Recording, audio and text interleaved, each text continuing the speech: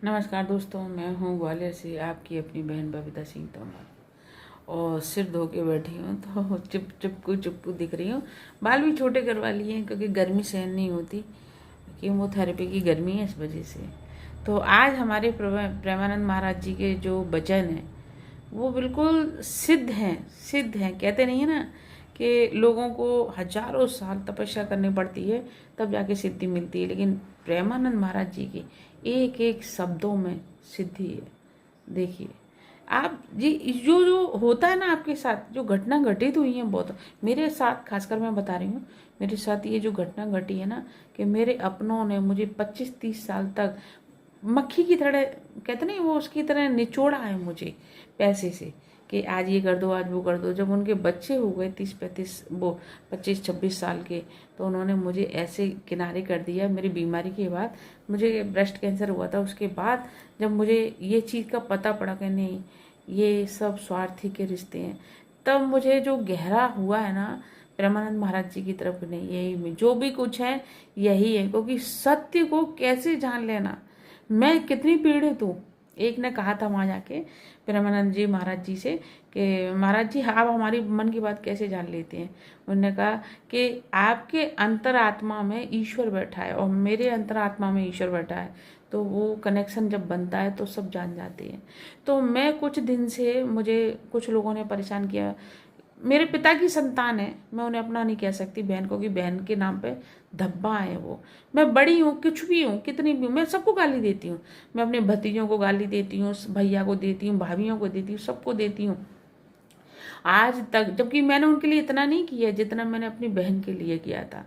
आज तक उन्होंने मुझे कभी उल्टा जवाब नहीं दिया। तो वो मेरे यहाँ राज करते हैं, यहाँ राज करती हैं। और छोटी बहन ने किसी और के ऊपर, किसी और की गुस्सा, किसी और के यहाँ पे बेटी पैदा हो गई है तो उसकी भड़ास मेरे पे कैसे निकाली है मैं जानती हूँ। लेकिन जो अपशब्द और गंदगी भरे, गटर में गंदगी नहीं होगी, जो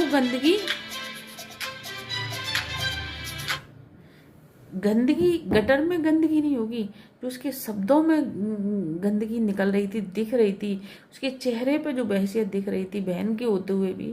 आप ये सोचिए, मुझे इस बीमारी में उसने मुझे कभी सुख नहीं दिया और इतना नेगेटिविटी का फील कराया कि मैं कैसे जल्दी से मरूं। मेरे को रिश्तों से नफरत हो गई, उससे हो गई, मुझे पता नहीं क्यों हो गई है। प्रेमानंद महाराज जी कहते हैं ना कि ऐसे लोगों से दूरी बना लो।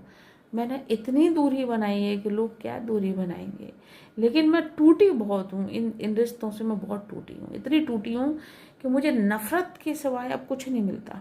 मुझे अपने भाइयों को हजारों खुशियाँ दिखती हैं, भाइयों में हजारों अच्छाइयाँ दिखती हैं कि जैसे भी मेरे पीठ पीछे गाली देते हैं, मेरे सामने गाली नहीं देते।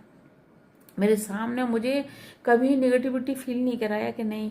मैं कहती हूँ उनसे, जबकि मुझे 80 साल तक जीना है इस बीमारी के बाद, तो वो मेरा सपोर्ट करती हैं। भले ही मैं उनको बहुत परेशान कर लेती हूँ, ऐसा नहीं है।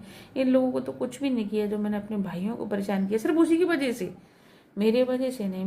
मेरे से किसी से लड़ाई नहीं होती। मैं सिर्फ साफ कहती हूँ, खुश रहती हूँ, अपने मन में भी खुश रहती हूँ। उनसे भी कहती हूँ भैया जो भी तुम्हें बोलना वो साफ बोलो, किसी से कोई मतलब नहीं रखो। तो ऐसे भाई सबको दें और मेरी जैसी बहन सबको दें। कटु वचन बोलने वाली और मिथ्या में रहने वाली, गंदगी के शब्दों में गंदगी लपेटने वाली बहनें और भाई किसी को नहीं दें। सुनिए आप प्रेमानंद जी महाराज जी का। कितना भी आप करो, परिणाम में वो आपका साथी नहीं बनेगा। अगर उसको जरूरत पड़ी तो आपकी बात को नीचा दिखाने की कोशिश करेगा।